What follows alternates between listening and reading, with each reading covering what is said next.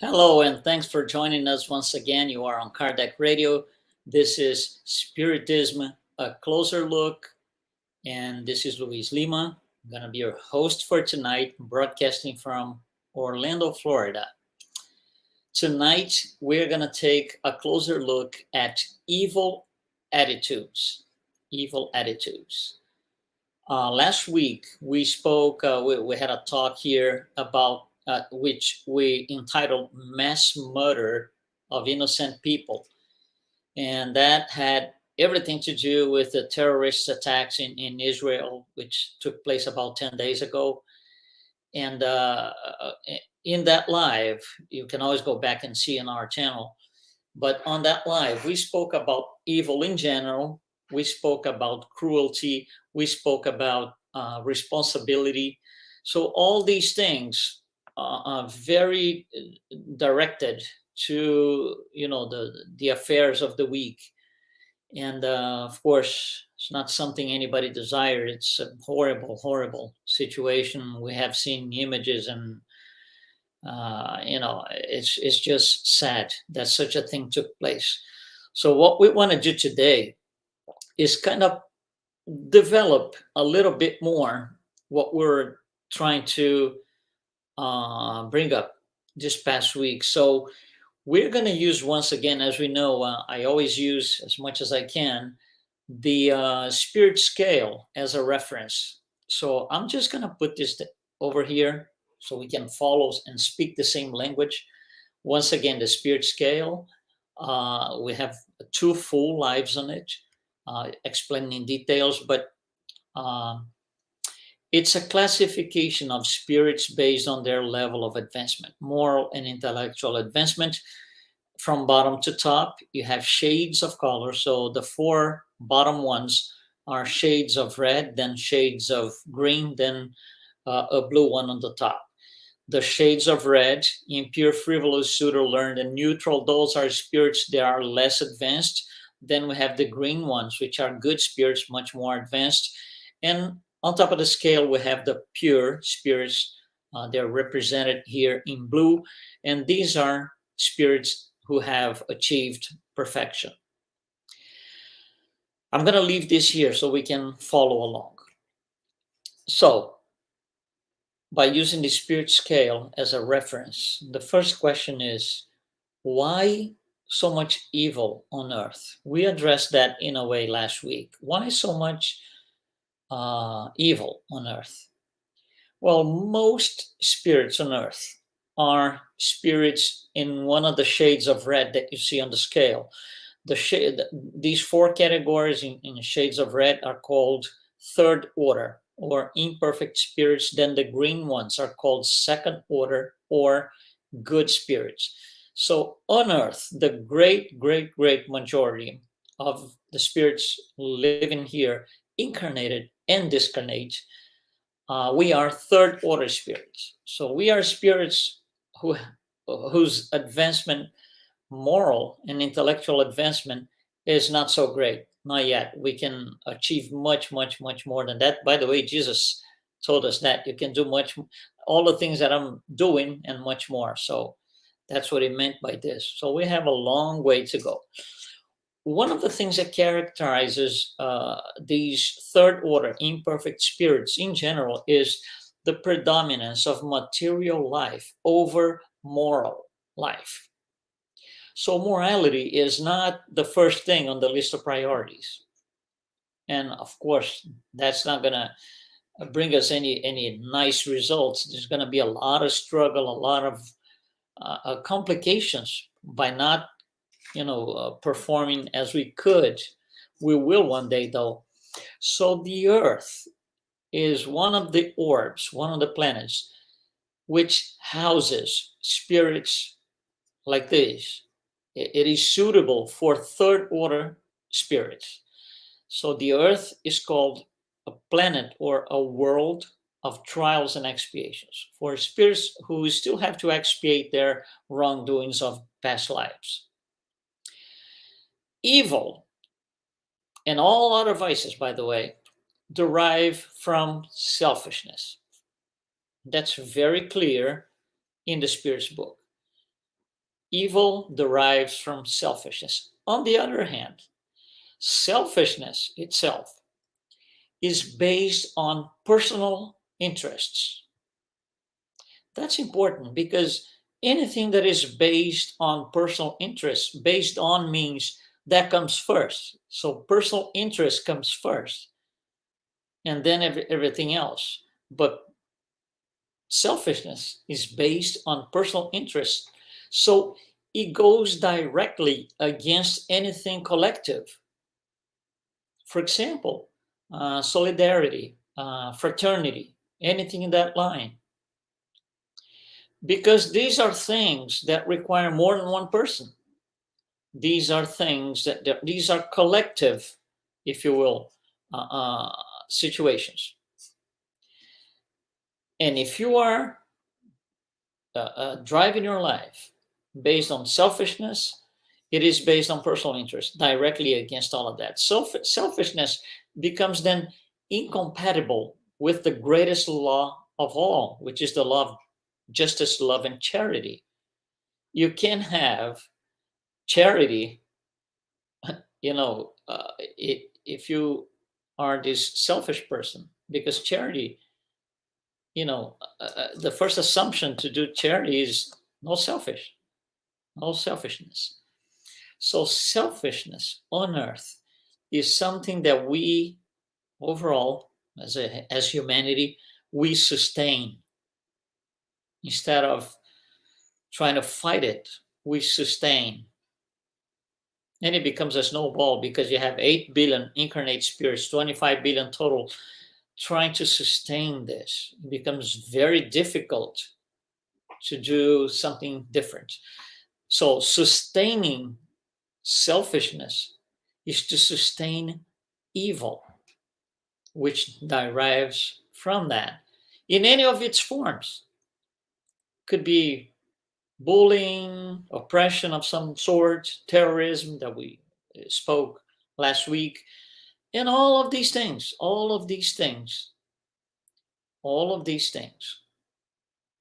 are sustained by us, one way or another. So the Spirits book is going to tell us something interesting on the subject, and that's in question 917. The Spirits are going to answer Allan Kardec's question, and this is what they say. Of all human imperfections, the most difficult to uproot is selfishness. The most difficult because it is connected to the influence of matter, from which human beings, still so close to their origin, cannot free themselves. So if you look at the spirit scale that's on the screen, at the lowest level, they are called impure spirits. Those are the spirits more hardly connected to the influence of matter.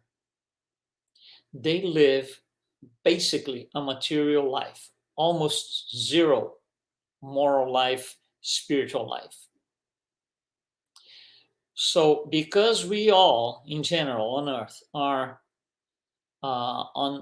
in one of the shades of red that you see, meaning at the bottom of the scale, we are still very connected to the material life, and very little, because it's not even priority, to moral life.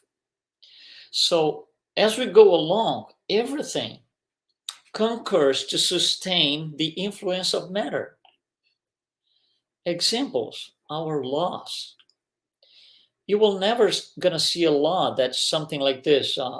You committed this crime, you're gonna be in jail, for the rest of your life, plus the first 10 years of your next incarnation. No, of course not. So these laws, which were written, those are human laws. These laws, which were written by third order imperfect spirits, address life as material life only. So this is one example. Here's another example. Our social organizations. You can have an organization, people on top, and then the next level have more people here, then more people here. think about an organization chart. So how do you pick who is at the top? How do you pick who's going to be here, uh, in charge of these over here? We pick them based on what? One thing I can tell you, not morality, because morality is not the preference. It's not the first choice. Not that we don't have a single organization chart per se, whose moral individuals are on top.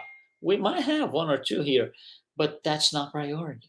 So the way we organize our society, which is the way the society goes by, does not take in principle into consideration that the individuals in charge, the individuals on top, should be the ones with more advanced moral levels.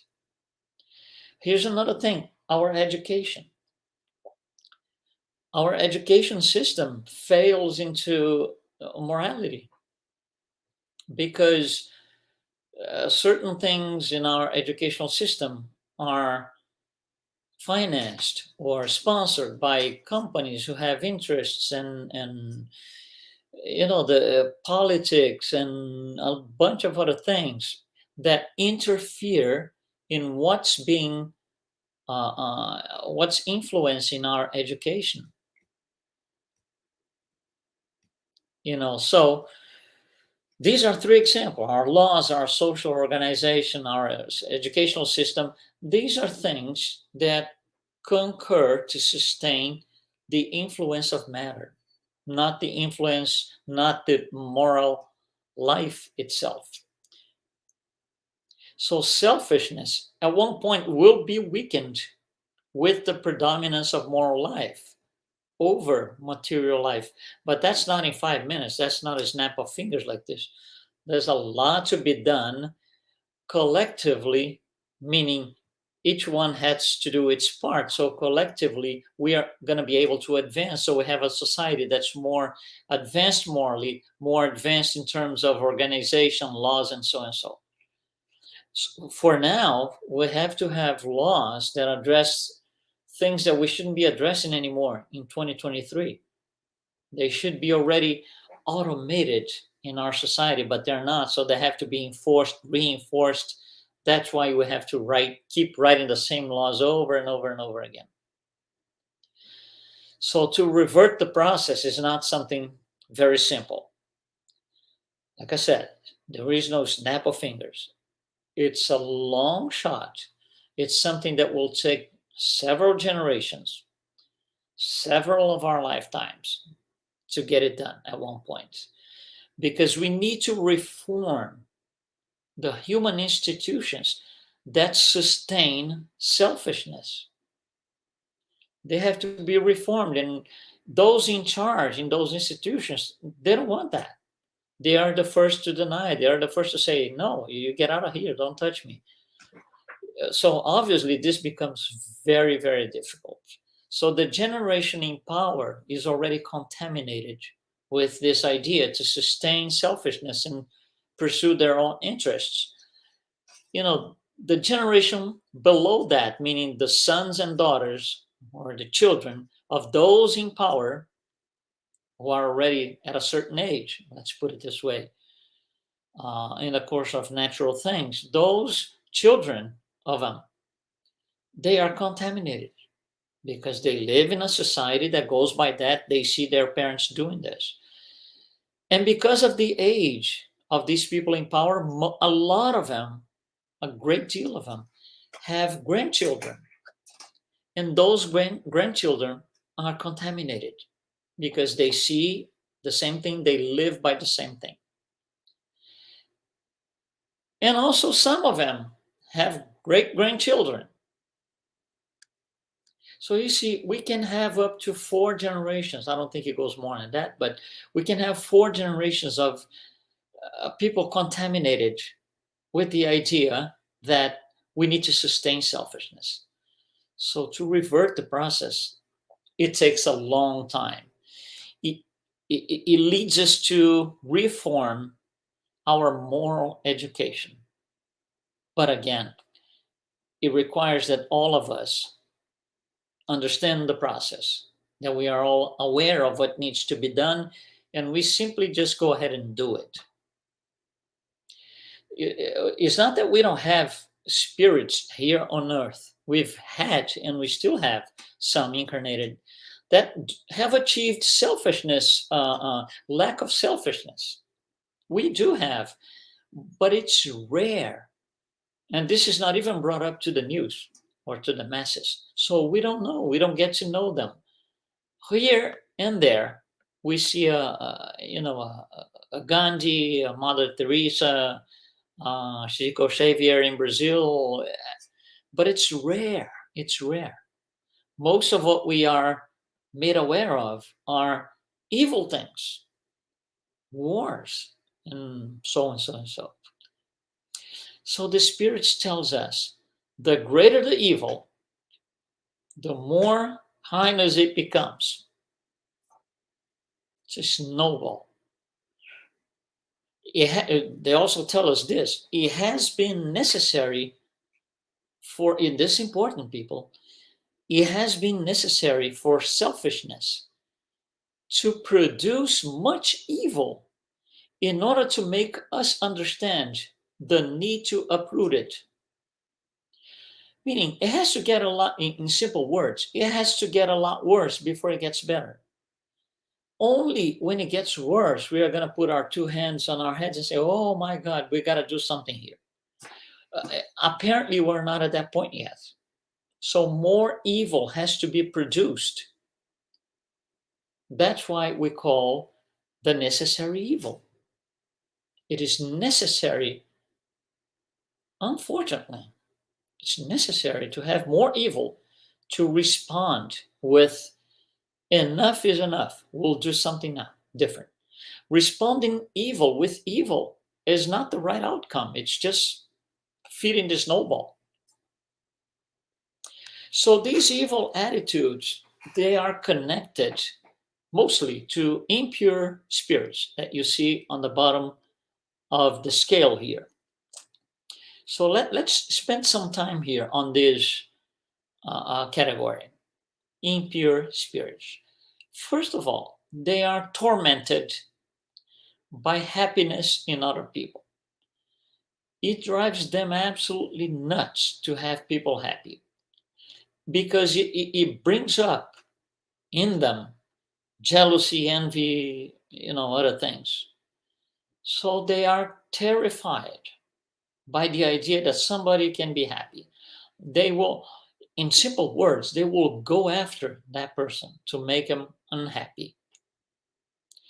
And we spoke about this last week, one of the typical characteristics of impure spirits is cruelty. Cruelty. They will be cruel as much as they think it's needed to get what they need to get. Other characteristics: deceit, hypocrisy, sordid greed, and it goes on and on. It looks like these people, these spirits, have been repressed over a course of several lifetimes, and now they are exploding and imploding morally. And of course, they are living with us here on earth, and we see the consequences. We see what their wrongdoing is doing to all of us. They suffer, impure spirits, they suffer as a consequence of their own evil actions and attitudes. They don't perceive it that way. So they suffer for a very, very, very long time. And the longevity, the idea of a longevity of suffering makes them think it's going to be eternal, which makes it even worse. You see the snowball, but it's all created by themselves and perceived by them as if they were doing the right thing. And of course they're not, because they are at the bottom of the scale. They don't know any better. Not yet. They will one day.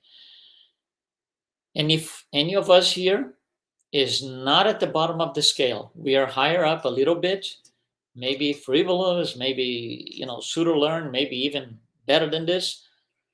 We have been there. We were impure spirits one day.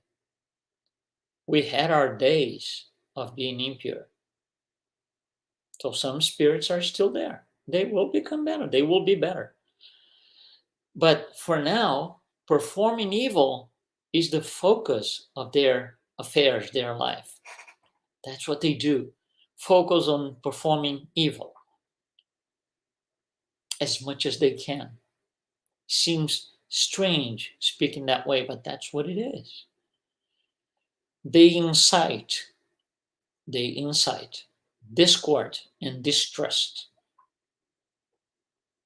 They create false accusations.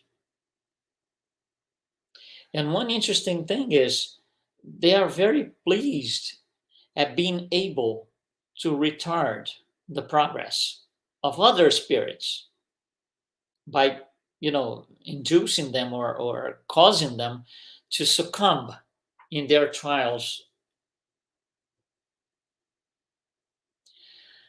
These spirits, they do evil for the pleasure of doing it, pure pleasure.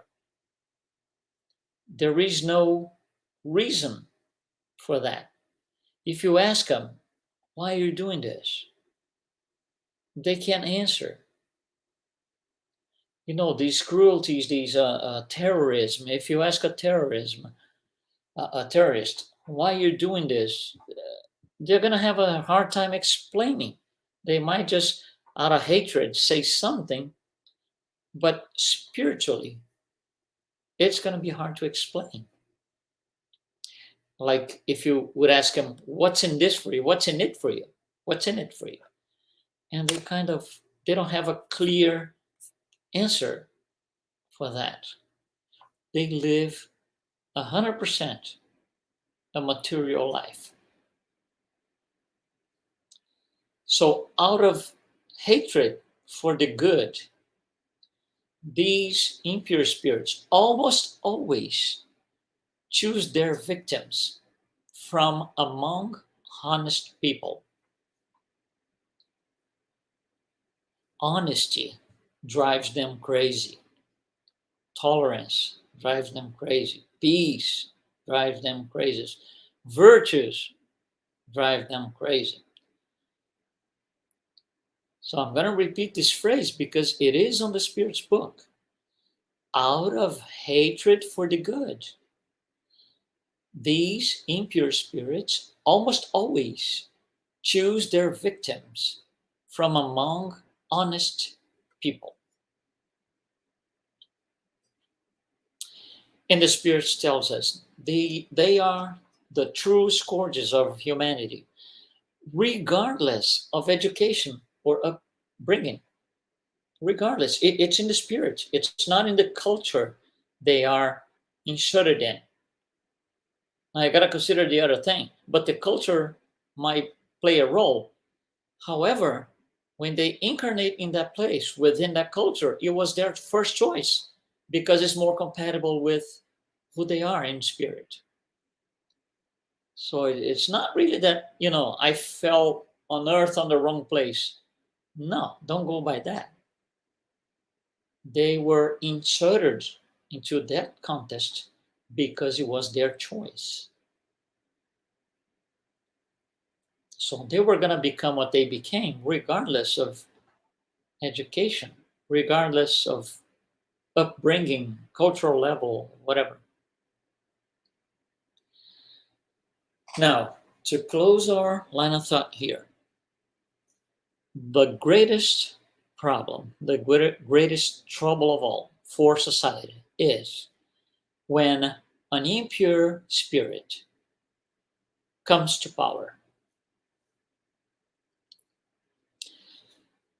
Regardless if they were elected, if they were chosen, appointed, they usurped the throne, doesn't matter. If we have impure spirits in the very bottom of the scale, lower part of the scale, if we have them in power, you can expect the worst. Because it's like giving them the green light to do all possible evil they can.